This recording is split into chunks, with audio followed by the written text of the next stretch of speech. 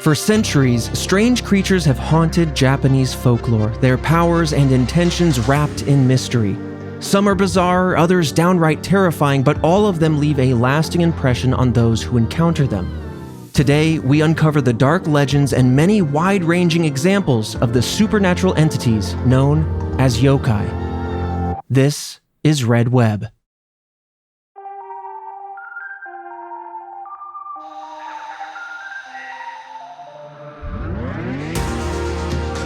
Welcome back, Task Force and mystery lovers, to Red Web, the podcast all about unsolved mysteries, true crime, and of course, the supernatural. I am your resident mystery enthusiast, Trevor Collins, and joining me, hearing this case for the very first time, Alfredo Diaz. Dude, hell yeah. It's one of my favorites, covering these types of mysteries and the audience as well. So I'm excited, and it seems like there's a plethora of them, not just like one. So I you know me, I got questions, I got answers. I got answers. I'm looking for answers. He's got questions and he's got answers. I got questions, I got answers, but they're not going to be real answers. You definitely have answers, and it involves a lot of horse urine and various mystical powers to safeguard yourself from the supernatural. People were talking about they were talking about the price of horse urine for some reason. I'm like, oh no, man, it's worth millions. It's crazy. It's wild to me. This makes me excited. Makes me want to suggest a monster movie for the next Red Web movie club. I could definitely go for a real good monster movie. Yeah, real good monster movie, man. So we'll see where this takes us. I'm excited. Yeah, yokai is interesting, and I think you've hit the nail on the head because you don't know this, but I say this a lot. You've got a gut instinct. I think you should be called Gut Man. That's your X-Men ability. No. You can't see the future, but in 3-minute increments at a time.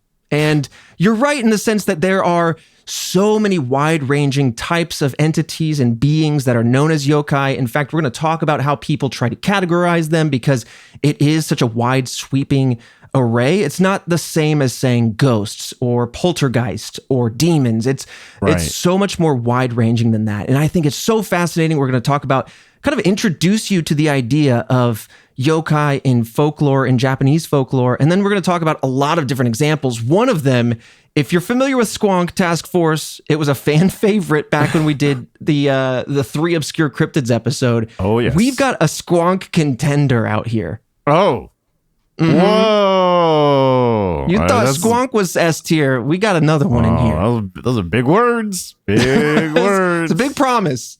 But before we dive in, as always, I want to give those weekly shout outs to the Task Force members that support us over at redwebpod.com. That's where you can find our Patreon. Of course, on that Patreon, you get all sorts of goodies, ad-free episodes of this podcast, bonus content, polls, exclusive Discord access, plus the knowledge of knowing that you keep us going. You're the wind under our Phoenix wings here in this independent world. That's true, we are Phoenix. and Fredo, we also have the exclusive podcast Movie Club hosted by you. Yes, we do. And this month, we finally covered Don't Look Under the Bed, Disney Channel original movie I keep referencing. I know. We covered it.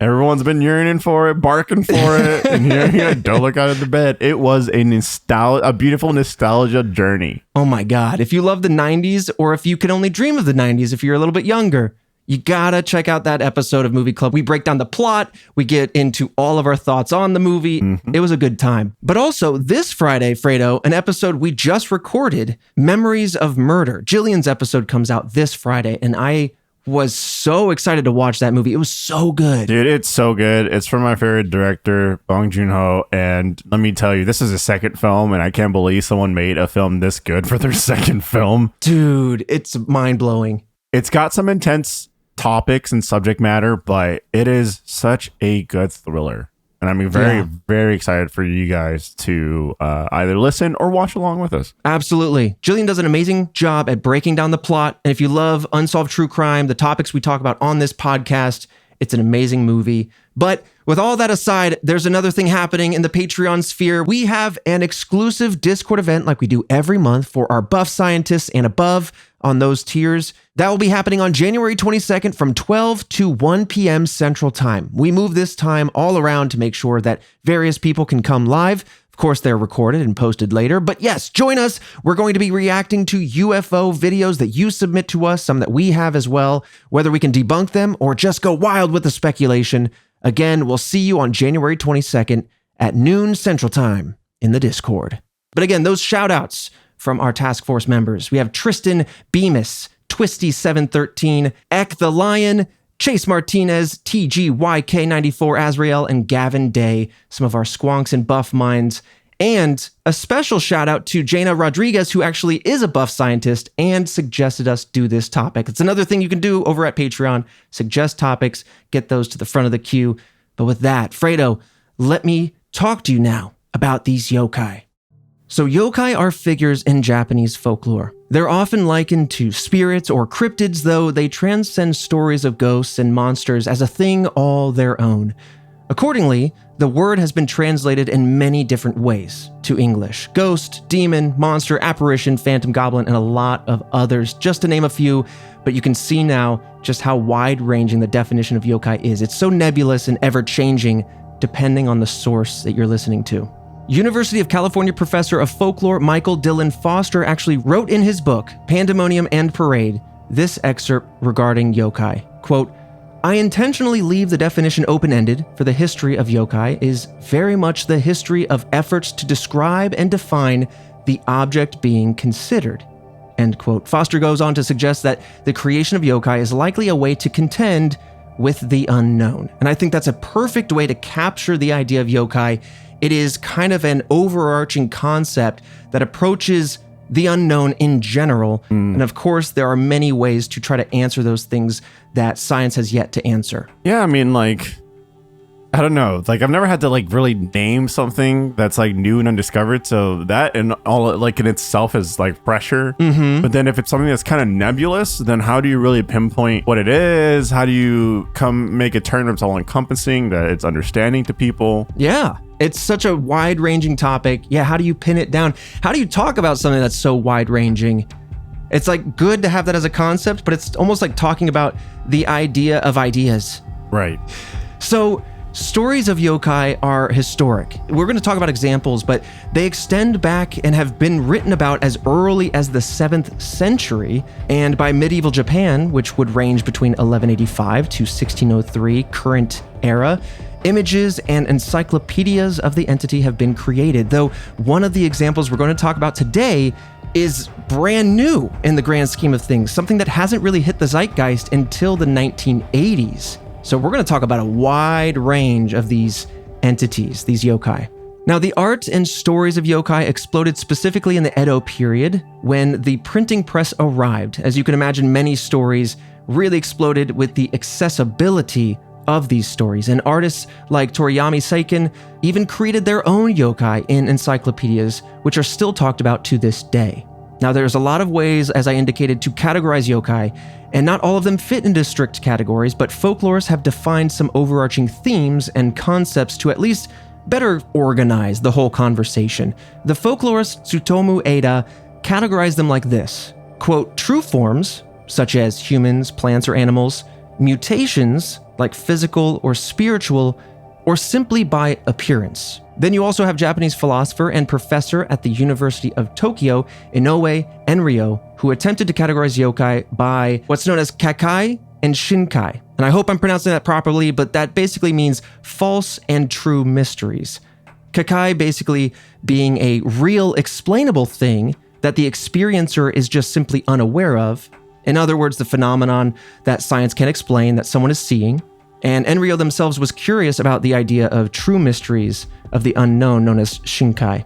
But then you have modern folklorists like Matthew Meyer, who is known for the website yokai.com. We'll talk about them more in one of our examples later, but they categorize these yokai on their website by many different other elements. Geographical area of origin, relation to animals, relation to food, habitat, relation to objects, relation to religion, all sorts of things.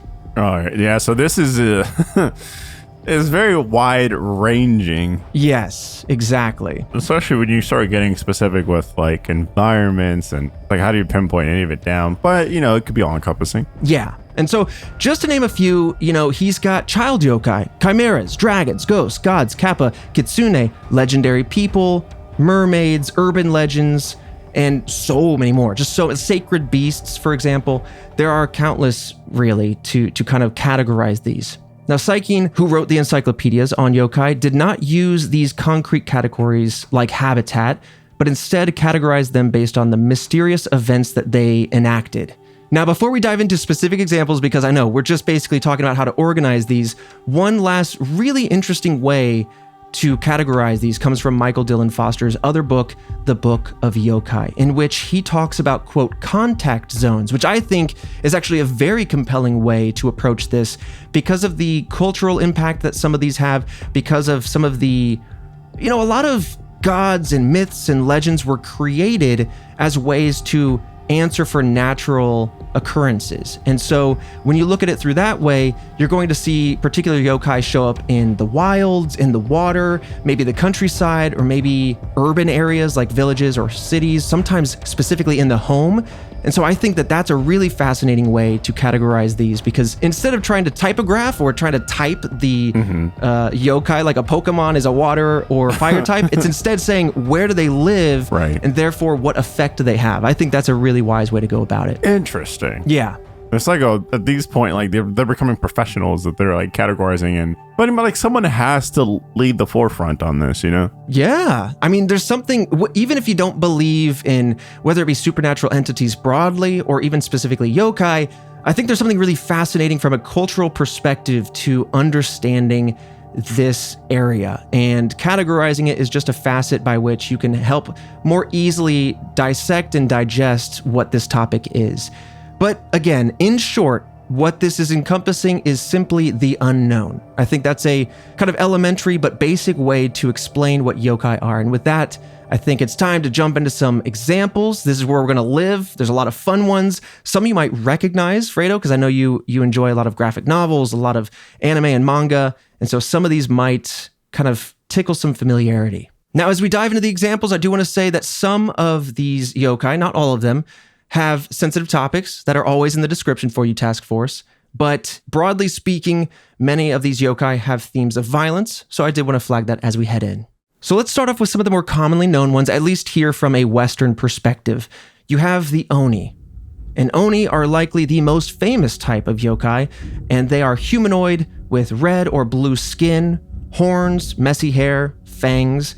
We have a historical example, an image of what this particular yokai has been drawn to look like here available for you. It's the first image if you want to open that up. Task Force, as always, we'll post these on social at RedWebPod or on our YouTube page in the video version. Oh, so it looks like kind of like a demon tiger-esque features. The way its mouth is shaped, and it's between I think samurais. It does look like samurai. Yeah, that they look like they're trying to defend themselves. Yeah. I mean, I know the term Oni from video games, games like Phasmophobia, or video games that have really cool Japanese heritage skins, and they call it Oni, and they look tremendous. And so this kind of does still fit the art style too. Oh, I guess like it is kind of like a lion-esque. Is that like a big... I don't know, like the fur, a mane around it. It's like a mane. It looks like, yeah. Yeah, so it has that messy, kind of scraggly hair, these gnarled teeth. But in traditional art, it does look very familiar, and that's probably a product of it being one of the more famous yokai. Now, Oni, in their origin, are said to be evil humans who have died and become demons or ogres. And Oni are said to be the source of all sorts of calamities, including disease, disasters, death, and often punishments. Again, you can start to see these themes manifest now that we're talking about specific examples, how it is an answer for the unknown. Why does disease arrive? Why do disasters happen? Things like that. Now, Oni are a bit different from Western interpretation of demons, the more Catholic Christian representation, because they're not necessarily evil, such as the red Oni who cried, the story of an Oni who wanted to befriend humans but himself was afraid. But they are also associated with the idea of otherness. this unfamiliarity, right? Yep. Now, one of the most famous Oni legends is that of Shuten Doji. He and his crew were said to be behind the disappearances of women, specifically in medieval Kyoto. So in this tale, there's a group of heroes that get together and they travel to the mountain where the Oni resides to find Shuten Doji, the ruler of this mountain, and also known to be one of the strongest, if not the strongest, of all the Oni. Now, to get there, this group disguise themselves as ascetic monks, sympathetic to Oni kind. They're basically going under the radar saying, no, we're friendly. And they meet one of the less aggressive Onis, who then encourages this group, instead of fighting, to talk to Shuten Doji and try to come to some sort of agreement. Now, since this particular less aggressive Oni believes these followers to be that of ascetic monks, he then hosts the human heroes in his abode, feeds them human flesh and blood and things, and in return, the humans actually get the Oni drunk and then start rescuing the women that were captured while also slaying all of the now drunken Oni. Oh, what? Yeah. It's a wild tale. And it's also kind of very familiar to like ancient Greek tales. Yeah. Like the Odyssey and things. Yeah. What is it? The story of Cyclops or something? Right. I did not expect something like that to be the tale. Yeah. Moving on, similar to the Oni, we have the Kitsune, who are, again, a subset of yokai. Kitsune, if you don't know, actually translates to fox. And they are indeed foxes who are said to get more tails with age, but they're most commonly described with 9 tails, hence the Pokemon Ninetales. Yeah, that rules. Yeah. So you see like kind of the origin of this now transcending into culture. But it is said that normal foxes that you see running around with one tail, are just really young kitsune. They haven't yet grown old enough to gain a second, third, or 9th tail. Now, kitsune tend to transform, often into young women, and are known for tricking people, sometimes simple pranks, and other times a little bit more nefarious deeds. For example, sometimes they will transform into humans and then buy alcohol, and then once they've left, the money that they used to buy it will actually return to its original shape because they are shapeshifters. And so the money that they used will turn into like leaves or something like that. So then whoever sold them the goods is now left with just kind of trash. Yeah, interesting. They're more mischievous than anything. Exactly. And I asked Jillian when we were talking about this one, I've seen them more in a positive light, but it sounds like there might be some nefarious angles. And so we kind of agreed that one could consider them to be chaotic neutral. Okay. Kind of operating for themselves, but definitely, doing some wild stuff. Very trickstery. Yeah, that's what we're putting it on the graph. Yeah. Now, kitsune are often depicted as faithful servants to the Shinto deity Inari, and Inari is the kami of foxes, rice, agriculture, and success in Shintoism. In fact, some kitsune are messengers for Inari and its followers. So when you see one, if one approaches, it leaves me going, well, do I trust this? Is it tricking me? Or is it acting as a messenger for this deity? Which, if you're a farmer, for example, right, you'll want to listen to because it is the deity of agriculture. But yeah, it's great that the faithful servant is also a prankster and might buy your goods and then turn them back into leaves. Yeah, see, how am I supposed to trust anything at that point? Already I'm hesitant. And then from there, it's like, oh, well, you could be good, you could be bad. I'm not the kind of person that rolled the dice. I'd be like, you know what, I'm good. I'm just going to walk away from this. True. Probably safe, but, Now moving on, there's another familiar type of yokai, known as kappa. Now kappa are bipedal, usually the size of children, and they usually have greenish or yellowish scaly skin, shells on their back, and in particular, the top of their heads are kind of concave like a bowl. Eat soup up out of that thing. Oh my God.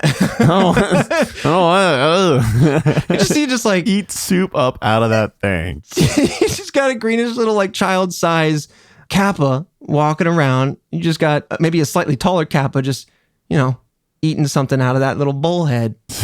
We do have an image of this one. Oh no. It's a little bit more it was sourced by Jillian, and so it does have a bit of a cutesy vibe to it. Okay. But you can kind of get the idea of what the kappa would look like. Oh, why does it look so cute? What the hell? Jillian definitely pulled up a quite a cute one. Why is it holding like a cucumber? I don't get it. Okay, I'll talk about that cucumber. Here's another one. Okay. I just sent to you. Oh my God. All right. That way you can get more of a traditional sense of what this thing might look like. That one's looking a little bit more busted. It's like a turtle with a bowl on his head and there's water in it. And the hair is just like, I don't know, man. It's thin. It's scraggly. It's got web feet and hands. Yeah. Now, I want to do the squonk exercise with you. You've seen it now. And so maybe in the future, I'll describe one and have you see what you can paint a picture of. Lord. But now that you've seen this one, can you tell me more about what you think the kappa, where these creatures might live, what they might be doing, what their power might be? Well, they look amphibious, most definitely. Okay. I feel like this is the kind of creature that lives near water, doesn't have the highest IQ. Okay. And that could be possibly because it's a piece of its brain is missing. True. You never know where the brain is, though. It could be in the butt.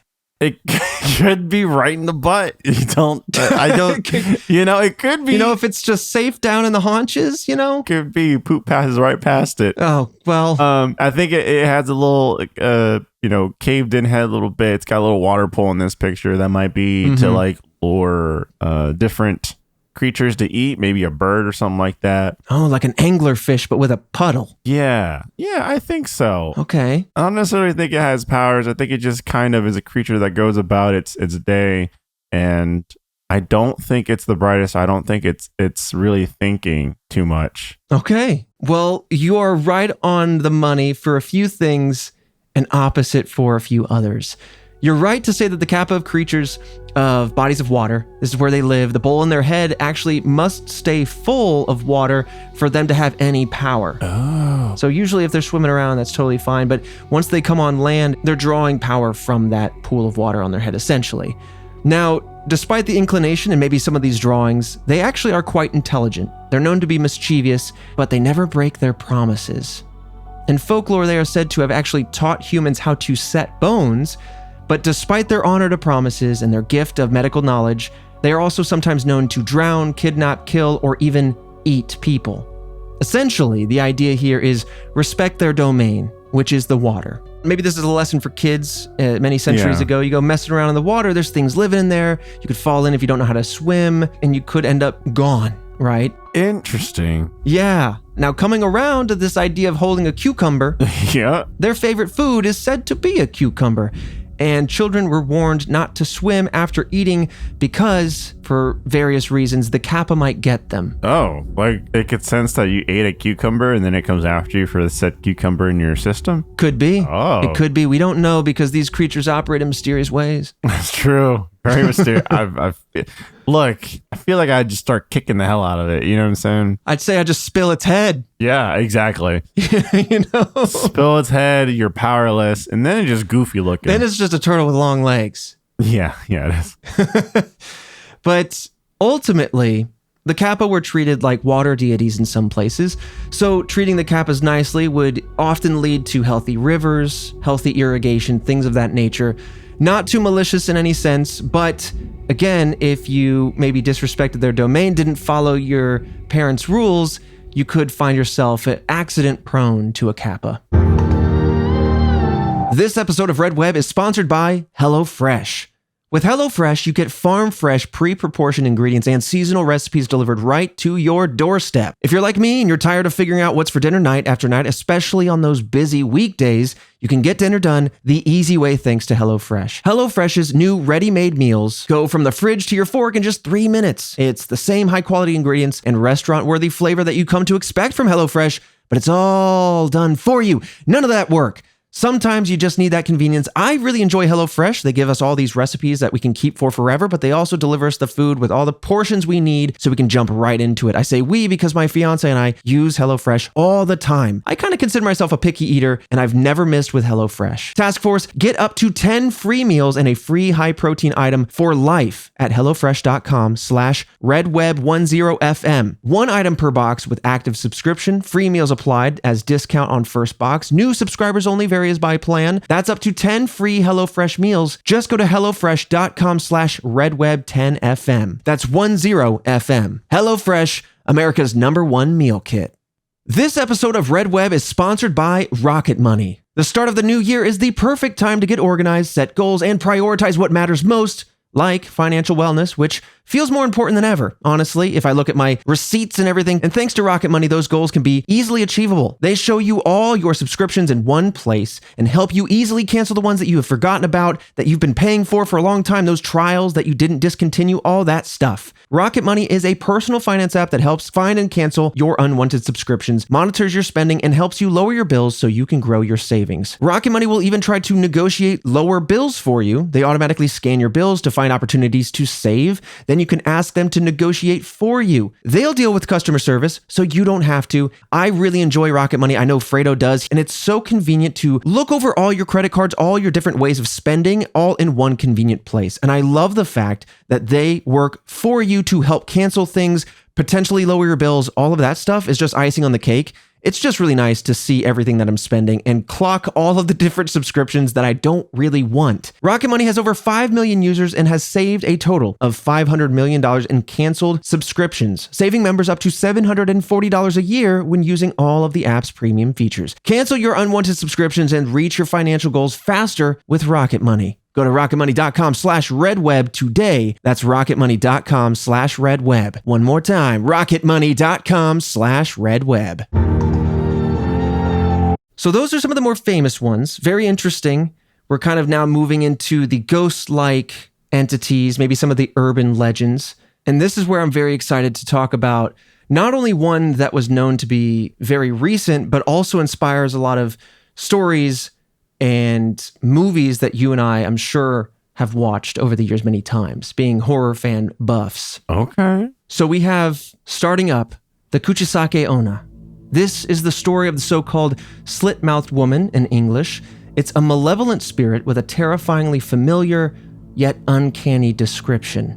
When seen, the kuchisake-onna has been described as a tall woman, often nearing 6 feet tall, though some stories claim up to 8 feet tall, and she has straight black hair and white hands. Many would consider her beautiful, though when you approached her or if she approached you on the street, you would see that part of her face was kind of covered with a mask, often like a medical mask that goes across the mouth and nose. Oh, no. Yeah, and if you look closely, you might see that her hands are carrying scissors, sometimes a knife, oftentimes just something sharp, but usually scissors. Now, as these stories go, the woman would ask the person they approach if they think she is beautiful. What do you do in this moment? Just gut instinct. You're responding to this woman with a mask and scissors who's maybe 8 feet tall on the street at night. You're alone. What do you say? You say no, because no matter what creature or entity it might be, no wrath is greater than a significant other. True. You know what? You gotta respect it. You never know if she's got a hot walkie and she's talking to the fiance or the lady in your life back home. Because they always know. They got a sixth sense for it. Hey, did you call that 8 foot tall woman with scissors cute? I was like, it's to save my life. It's like, okay, you feel safe now? You just delayed the inevitable. Well, interesting, because if you were to say yes, the woman would then reveal her appearance under the mask, which reveals a pale face and a scar from her mouth, usually up her cheeks, sometimes up to the ears, creating a sinister smile, at which point she would ask you once again, do you think I'm beautiful? Oh, no. Now, if at this point or even initially, you responded to the question with a no, the woman would kill you. Oh. Yeah, and if you gave a hesitant yes, it is said that she would injure you in the same way that she has been injured, cutting your cheeks to make that kind of, I hate to make the comparison, but that Christopher Nolan Joker smile, you know? Yes. But what if you just straight up said no? You're done. Period. Oh, end okay. of life, end of sentence. All right, I would have been done off the rip then. Yeah. I was very curious about this, and Task Force let us know over in our exclusive Discord channel, but one thing that I couldn't get clarity on is, what is the solution here? We're going to talk about one of the possible solutions, right? But do you just turn and run away? Is that a viable response? I don't know if you can outrun something like that. You know what I mean? It's too much of a gamble. Yeah. I think it just feels like, unfortunately, you just kind of make out with what is the least worst case scenario. And if it means you get cut up a little bit, that might still be the best viable option. Because unless you hear of this in detail, you're not gonna know what to do. Yeah, right. You're not gonna know. Like, you're not gonna think of on the spot. We're not that. Okay, look, we're not that person. Okay, we're not the main character. Okay, let's be real here. You're not gonna be the one that runs away and figures out the solution of how it happens. It's just not. I'm not some sort of like light character from, Death Note.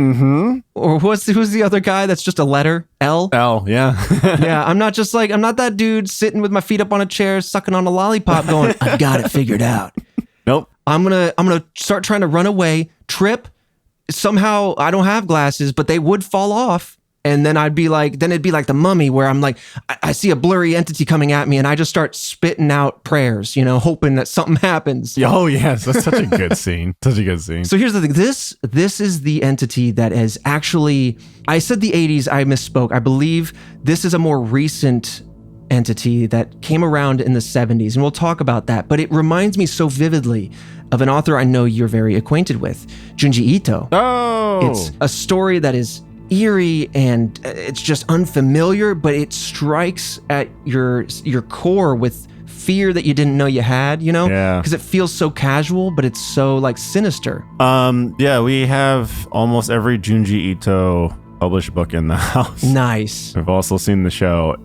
He does a really good job of creating short stories, or some that are within the same universe, and they're just very visually weird scenarios. Yeah. Creatures, ghouls, ghosts, all like weird transformations, body horror, stuff like that. It's got a very particular art style for sure. Oh yeah. Very much like high contrast pencil drawings. Now, the kuchisake-onna is, as I said, a vengeful spirit, and she is said to have been the wife of a samurai that grew lonely and adulterous when he was away. And as a punishment, when he came back and found out what she had been up to, he slit her mouth when he returned home. And now, according to the book Pandemonium and Parade, the first written mention of the kuchisake-onna was as recent as December 1978 in the Gifu Prefecture. By June of 1979, just a few short, maybe 6-7 months later, sightings had been reported of the kuchisake-onna in every single prefecture in Japan. So the point is, this thing is clearly resonating with deeper-seated cultural beliefs or fears or the unknown, because it is simply, whether she's tall and like abnormal looking up close or not, it just seems like, you're walking home, it's late at night, you're alone, you see somebody, you don't see their face until you're up close.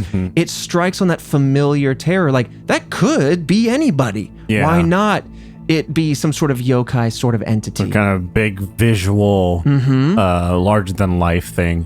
And an innocent question, do you think I'm beautiful, right? Yeah. And the question of like, well, you want to be nice, but also, do you want to be honest? Are you terrified? Like, it feels like a no-win scenario. And I think that's why it caught on so much. Oh yeah, you're screwed no matter what. There's no winning there at all. I don't know. I just love the idea that yokai have extended from the 7th century all the way up to 1978. That's so fascinating to me. Yeah, I mean, not many things withstand the test of time, so that's pretty cool. Yeah. Now, depending on the source, coming back to that initial question, how does one survive? There are different ways it is said to evade the woman and different details about her character. In general, she is known to be extremely fast, so running away might simply be out of the question. Well, yeah, there that goes. Right, I'm done. I'm done for. Though apparently, interestingly enough, I mentioned Elle as a little teaser, she does enjoy a hard candy. What? Which some claim would enable you to avoid her wrath. So she asks the question, you say, you look a little hungry, and give her maybe a Tootsie Pop, it's got a prize in the middle, how many licks kind of situation. Dang, you just gotta have a snack. I think you just gotta be like grandma and walk around with some hard candies. Yeah, you just gotta have a snack in your back pocket. That's just a couple of lozenges. Yeah, that's crazy. Jeff Goldblum would be perfect. He's always got a lozenge. Oh yeah, he's always got a little something. Yeah, I would not have ever figured that out. You know what I mean? He's always got a little something. He's always got a little something. Just something in that pocket. Now, to round out this conversation and bring it back to the concept of yokai, while she is still a very recent yokai compared to others, folklorist Yamagita argued that the kuchisake-onna is, quote, probably a rumor based on tales of demon women. For example, some older ghost stories tell of women asking questions of passersby, There are also tales of ghosts who enjoy candy, so perhaps this is a modern combination of more familiar folklore tales that combine these elements, to make it a little bit more Western, right? The bridge troll that asks a couple of riddles before you can pass. Right. And just taking that ingredient and modernizing it in a way that just allows it to live a new life, a new refreshed life. I mean, that's really what's going to be, right? Everyone's going to pull from like something that they know or something that they've been inspired by. Mm-hmm. And so, combination of everything. Yep. Everything's a remix. Now, despite her recency, this yokai has been extremely influential on all sorts of media, and this is where I was kind of teasing, but she's even been mentioned in movies like Ringu, or if you prefer the American remake, The Ring, both incredible films, but you can see some of the influence in that. Now, before we dive into the more unique creatures like our squonk parallel yokai, there is also the onibi. Onibi translates to demon fire, and they are small floating balls of fire, often blue, and they usually appear in groups after rain, sometimes contain the faces of people, maybe those who have passed, loved ones. They're almost identical to something that we've talked about many, many times, the Western idea of will-o-wisps. Oh. These kind of disembodied floating orbs that are seen often, one of the theories is swamp gas, but also spirits. Right, like floating orbs, yeah. Yeah, and it's really cool to see that, I don't know if it validates it or not, but other cultures have seen very similar things and have a different idea for what it could be. Well, why would it only be locked into the United States? True. I mean, if it's an entity or something like that, it's not simply just going to be restricted by people's laws and beliefs of, the living, essentially.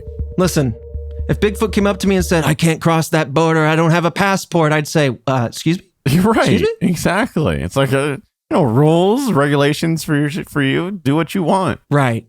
So it's, I don't know, in some sense, I think that there's something really cool that more historic, if not near ancient civilizations have similar ideas for similar phenomena. And to me, that almost says, well, that means there's something happening, whether it be ball lightning or swamp gas or illusory things like that, or maybe something more supernatural. Is that the appearance of a specter, a ghost, an alien? I don't know, but clearly to me, it validates that something's happening. That or the ancient world had some way to communicate across the planet and we just didn't know. But I don't know. I love those kind of crossovers, I guess, Yeah, you like to see things get mixed up and matched together, yeah. Mm-hmm. Like pyramids. That's another physical thing that seems to have crossed all sorts of civilizations across time. Yeah, I still don't know how the hell they built that. Well, simply enough, aliens. That's true. That's the answer. Aliens. And so that's my pitch for about 15 seasons on the History Channel. Man, one word and you can get a lot of material. I think it's a fascinating concept, these ancient aliens, but yeah. So, moving on. Like I indicated, there are some yokai that are so unique it's almost impossible to categorize. It's because of examples like these that, many folklorists spend so much time trying to define and organize the concept of yokai. But with that said, I'm very excited to talk about this one. It actually comes from a Patreon exclusive Discord member, Upstanding Goose, who wanted us to talk about this one. So thank you so much for sharing it, Mr. or Mrs. Goose. This is the yokai known as Hajikaki. So as I indicated, Hajikaki is very similar to squonk, and a lot of this information that we have actually stems from the website yokai.com that we mentioned earlier, but Hajikaki means embarrasser or shamer, though I've also seen it kind of translated to the word shyness as well. And this creature, I almost want to show you the picture first. Okay. In the order of the pictures we have, I skipped over a couple. This is the 5th and 6th images. So go ahead and pop those open. Let me just get your eyes on this creature. Bro, what the hell is this? What are you seeing? What do we got? I mean, it looked like a little beast creature. It needs to be stopped being fed like kibble or something. I don't know, man. It's a round glob. It's got goofy yellow eyes. Like one brow that goes through its whole entire head. It's got a smaller glob of a head. Yep. Little claws, I guess, but it still has 5 fingers and then 5 little kind of frog-ish on the bottom half. Okay, yeah. It's got 2 little fangs that stick out of its. What is this thing, man? That's the Hachikake. Okay, so what you're seeing is a creature that it's been described often as a pathetic-looking blob with a plump, white, hairless body. It often holds its hands over its head in shame. It does look pretty pathetic. It's quite pathetic. And honestly, if you look at the second image, it looks a lot more like, I think, the origin creature that it was probably inspired by, which is just a plump little toad. Yeah, it looks like a plum toad. Yeah, but the Hachikake it's most likely entirely based on the Chinese mythological creature, the Shaiyohu, who is a bug-like blob creature said to be born from the souls of those who died of embarrassment or while feeling embarrassment. Yokai.com actually goes on to say other things. Apparently, they are always hiding due to shyness, and they hide down in the dirt too. So if you find one while digging one up, you'll actually be cursed with shame. Very similar to our headcanon on Squonk. If you look it in the eyes, you'll swap bodies with it. So it'll be just shamed? Like, not even like to death, just shame? Yeah, you'll see it and you go, oh, shame. Oh, those memories of high school, they're coming back. I should have said that. I should have said that. So you'll just be filled with shame and trauma from your life. Uh-huh. Yep. And you'll remember at the Sadie Hawkins dance when Jennifer comes up to you and she says, she's your crush. You've been, seeing her from afar all these years. And she comes up to you and says, would you like to go to the dance with me? And you blurt out, I'm sorry, I'm busy that day. And you run away. What a shame. Seems so precise. No, that was entirely improv. Yeah, what are you talking about? Off the top of the head. But this creature, that's all I got on it, And you could see some of the relative overlap with Squonk, who melts if seen, living in the hemlock forest of Pennsylvania. Dude, this little guy in Squonk is a double header. These are buddies. I want a Hachikake plushie. It's going to be just a lumpy pillow with a couple of eyes and a goofy smirk. I wouldn't have even keyed in on the unibrow, but it's got a big old brow on it. It's got a big, thin brow. I don't know, man. I feel like this thing kind of just hurts to roll around. You know what I mean? Like, it's in pain just existing. Yeah. Now, moving on to the next one. These are the other 2 images I had for you. So if you open those up, go ahead and get them ready, because this is such a fascinating yokai and so relevant. I keep dribbling this into each of the episodes because UAPs and UFOs are so firmly in the conversation right now. Whether you're watching the news or falling down the algorithmic rabbit hole on social media, they're constantly being talked about. These drones in Jersey, these UFOs are supposed to be fighting planes here, whatever. This is the utsuro-bune. I hope I'm saying that properly, but it's uncannily familiar. To go look at. Oh, what the hell? There's a UFO. Yeah. Whoa. Yeah, I mean, this is just like a. Yeah, this is a UFO. Dude. Wow, it's like this. It's like it's as wide as a person, but not as tall as a person. I think it's not to scale. They did draw people by it. Yeah, they drew people next to it though. I think so. When I give you the story, you'll understand why there's a person there. Okay. But I think it's a little bit bigger. It's because a person came from it, so it's definitely going to be bigger than a person. But you're keying in on the right things. I definitely want you to be able to react to that stuff. So I am so obsessed with this concept because of a few reasons. And I've already played part of my hand, but let's dive in, okay? It's February 22nd, 1803. A strange vessel is seen by many in the water near the Hitachi province, which is now, just so you know, the modern-day Ibaraki prefecture on the eastern coast of Japan. So fishermen in the area described this odd ship as kind of cauldron-shaped, and that it was covered with glass or crystal, something like that. And the top half appeared to be made out of wood, and the bottom half appeared to be made out of metal. They called this vessel the utsuro-bune, which roughly translates to hollow boat. So this boat was brought to shore, and locals saw unknown lettering inside this vessel on the walls. And that's actually in the first image. You have these rune-like shapes, these triangles with circles on them, an eye that kind of has like a little horizontal line on it. like, if we're going to talk about Pokemon, kind of like the missing no Pokemon. Missing no, yeah. Yeah, no, I said, yeah, it's got all these kind of like, I mean, I guess it's its own language, right? Or something like that. It's something. And that's what people at the time kind of scrawled down as what they saw. I mean, look, UFOs aren't just for, people that speak English, right? It's not just for the US, not just for Europe. Right. I mean, if they're out there and they're existing things, you subscribe to the idea of aliens visiting us, you're gonna see them. Yep. They're gonna be around. Yes. They're not specifically just gonna go to this big giant planet and go, you know what? We're just gonna stop by the United States. Right. Let's go to the desert over there. Yeah, that's not how that's gonna work. Now, when the ship got ashore, one of these panes opened to reveal a human-like figure. This woman that you're seeing in some of the drawings, a woman with red hair and white streaks, and some compared that kind of hair to animal fur. Perhaps she was wearing a hat that had animal fur on it to modernize the interpretation a little bit. Additionally, she wore clothes that no one there had ever seen before, and she also did not appear to speak any Japanese. She carried with her a strange box. Wherever she went, she had this box, and anybody that approached or tried to touch this box, she would not permit it. Some locals actually worried that she was a person on the run, and perhaps, and I don't know where this story came from, she was carrying her lover's severed head in this box. Oh, Jesus. Yeah.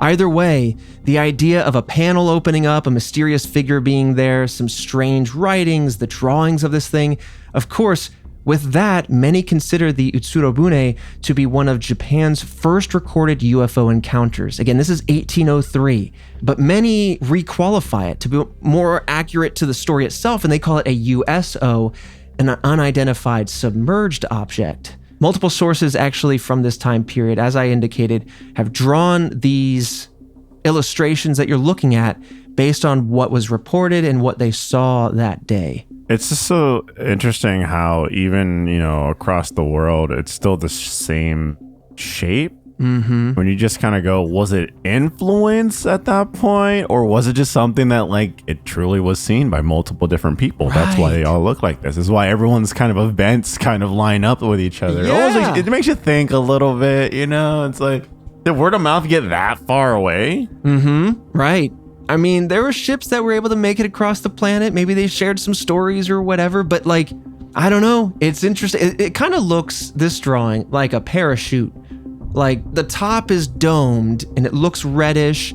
There's one panel that's kind of like a golden honeycomb square. The top middle has a mesh, like a circular mesh in it, almost like where a parachute would have the escape air come out. Mm-hmm. But then on the side, you have a circular mesh that has a more rectagonal kind of mesh within it and stitches around it or some sort of, glyphs around it. And then underneath, is triangular panels of metal that all meet at the bottom. Yeah, I could see that. Yeah, I could see it for sure. I mean, but again, how did everyone settle on this dome shape? Yeah, that's really fascinating. I mean, you make a good point. And the thing that also is interesting to me is because modern times we're talking about UFOs not coming from above, but below. That's a new prevailing idea. It's not a brand new idea, but it's certainly one that's taken hold of the zeitgeist quite recently, is the idea of advanced beings coming from the oceans, not from space, and therefore these UFOs are actually, multi-medium vessels. They can fly and they can swim.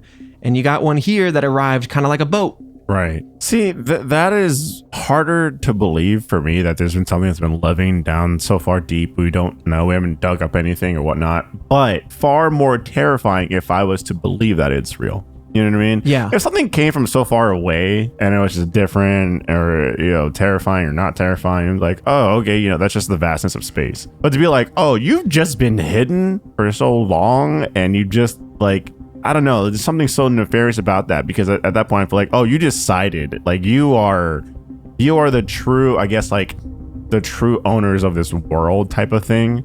And you're just deciding to let us Plague king of this domain. This Oh, earth. God. See, You're right. Yeah, it's bad, man. You're right. I didn't think about it like that. There's a difference between somebody stumbling into us and somebody knowing we've been here and not revealing themselves. Yeah. What are their motives? Yeah, and allowing it to happen. Oh, God. Well, the thing that stands out the most to me is obviously some of the more grounded appearances. We're talking about these strange clothes. Yes, they're strange. Yes, she doesn't speak Japanese. And sure, her hair being red and white could be actually some sort of animal fur, hat, or headwear. And that's where some individuals have kind of approached this as to say, well, maybe this was a foreign person, or at least the vessel, the boat that arrived was just so unfamiliar to the Japanese at the time that they didn't know how to place it. They didn't know who this might have been. And I think that's a really interesting theory that does ground it a little bit, takes some of the fancy out of it, but still is really interesting because cultures had to meet at some point or another.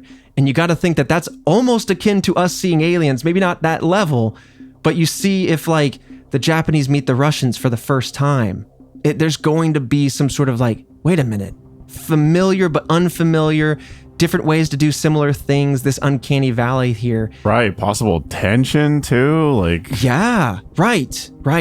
And that's kind of what writer Kyokute Beikin actually wrote in 1844. They wrote about this, and they thought that the woman here might have actually been a Russian. Oh. With her hair color, the long skirt, the fur in her hair, and he based this on Japanese writings from various visits to Russia, kind of put this story plus other more travel-based stories, put them together and said, there's a familiarity here. There's a through thread that might combine these two. Yep. So yes, it gets rid of the fantastic, the idea of an ancient UFO or whatever. Right. But I still think that that's such a cool idea. And either way, this has been known as a yokai because it is one of those unsolved, unknown events. Yeah, it fits that wide category.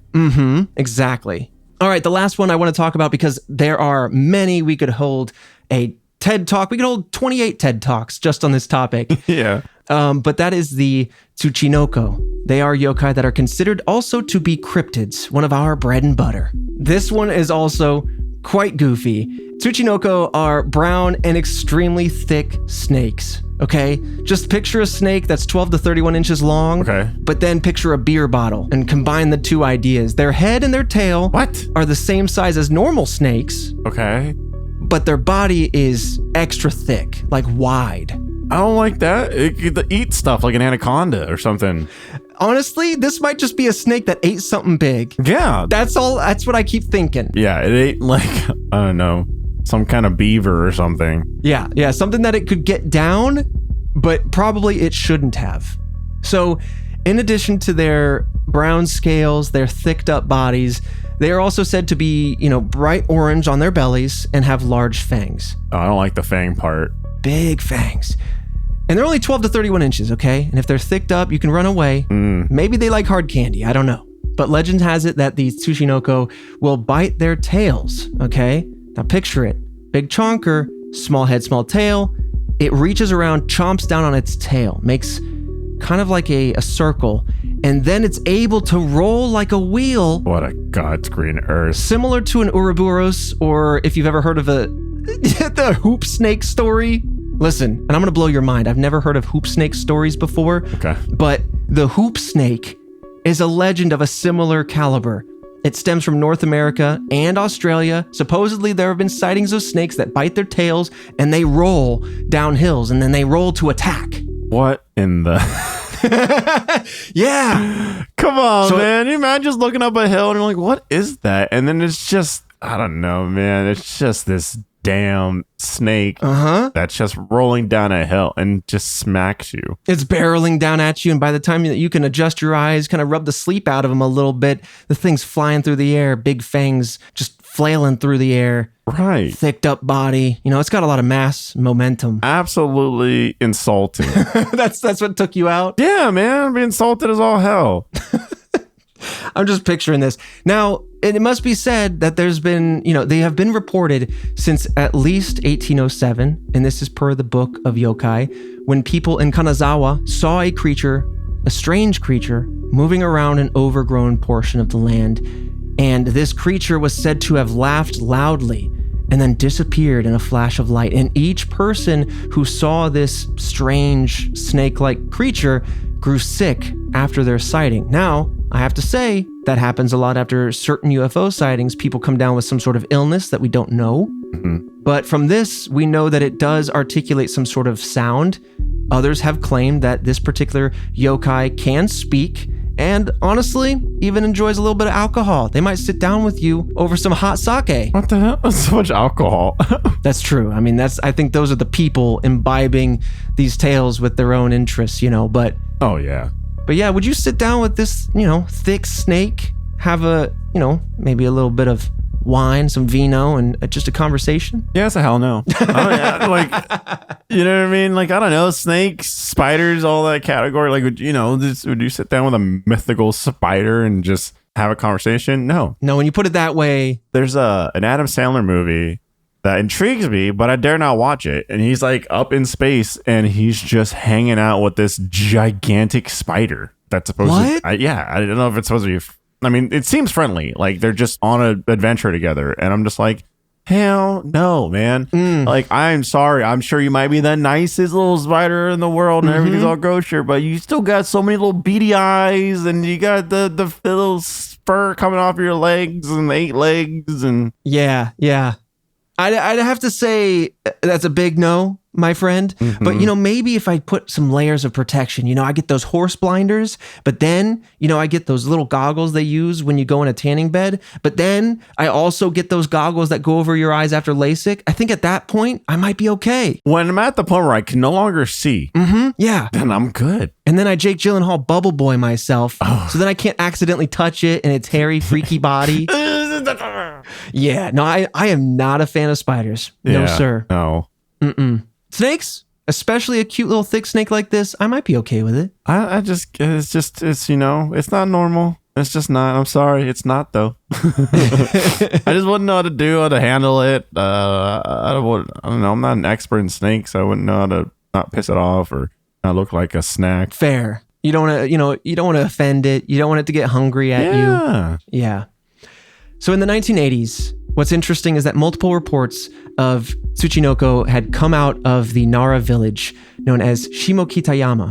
And in 1988, the village council offered a 1 million yen reward, I guess, bounty for its capture, which would translate to about $7,800 at that time. So accounting for inflation is not a small deal. Well, it's not. And it's interesting that the government's like, yeah, catch this mythical thing, and putting money behind it. Oh boy, I bet a ton of people just turned in a bunch of stuff. I feel like there's got to be an annual hunt for these thick snakes, Yeah. Now, of course, it's worth mentioning that to this day, none have ever been found, though 2 towns in the area still maintain these bounties to this day, which I think is fun and fascinating at the same time. Absolutely. What? Yeah, the bounty is still hot, so, if you're ever visiting Japan and you see one of these thick snakes, small head, small tail, maybe it's rolling around, coax it in with maybe a little hot sake and a dream. That's wild. And then figure out how you can bucket this thing and put a lid on it and take it over to Nara village, because then you can scoop up, I don't know if it's grown with inflation, but you can get a million yen. Look, that's a good chunk of money, but if no one else has found it, how will you be the one? I hate to say it, but I'm surprised no one has just fed a small snake, and then said, right, here it is. Yep. But then again, you'd be able to identify said snake though, right? Right, true. To kind of ground it again and come around to the idea that this is addressing the unknown. There's that's kind of the etymology of a lot of these stories. I'm curious if it started with, yes, just a well-fed snake and a strange color snake. Like maybe brown snakes with orange bellies are just not common in Japan. And so maybe this is a way to approach, in the early 1800s, a invasive species. Like, hey, get that snake out of here. It shouldn't be here. It's going to eat up all of our natural wildlife and procreate like crazy, and then we're going to become Snake Island. Yeah, there's a lot of creatures like that it's like, hey, it's just best to get rid of them because they are ruining the environment and the ecosystem. Yeah, a lot of those to this day. I mean, apparently ladybugs, or whatever the clone of the ladybug is. There's one that looks similar, and it's some sort of beetle. Let me see. Yeah, there's a ladybug and the lady beetle. Ladybug and Asian lady beetle. Ladybugs are harmless. They control garden pests. They live outdoors and they're good for the environment. Asian lady beetles, per the subreddit Cool Guides, says that they're aggressive. They sometimes bite. They're harmful to dogs. They invade homes. Oh no. And they leave behind odor and smelly yellow fluid. Jesus Christ. This is like, why is it such a long rap sheet for these things? And why is it the antithesis of a ladybug but looks the same? That's right. That's the yokai right there. That's an evil entity. Absolutely everything different about it. Yeah. Well, Fredo, that is a crash course, a surface level look at just hundreds, if not thousands, of yokai. What stood out to you? What'd you learn this day? And what are you taking home with you as a new fear? The new fear is the woman that's asking you questions, because I'm not gonna have candy in my pocket. I'm screwed, and I'm gonna panic and answer wrong and like incorrectly, and then all of a sudden it's like it's over for me. Right. The other take is like everyone's got their version of some kind of squonk-esque type creature, man. Yes, sir. Got this weird, just overly thicked up frog that just feels like it's in pain to just exist. Yeah. So that's a whole new thing. I'm sure everyone's gonna be like, "Well, I love it."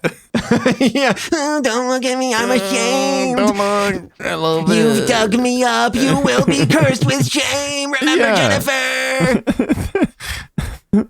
It's just, it's always fun, man, to look at like these kind of like cryptid type creatures, because there's so many, and it's cool to look at ones from across the world, because, you know, cultures are different. Oh, yeah. I love it. It's totally, you're totally right. It is a way to look at totally different cultures, see how that inspires the stories that are told, the answers that they come up with for the, you know, the gaps in science at the time.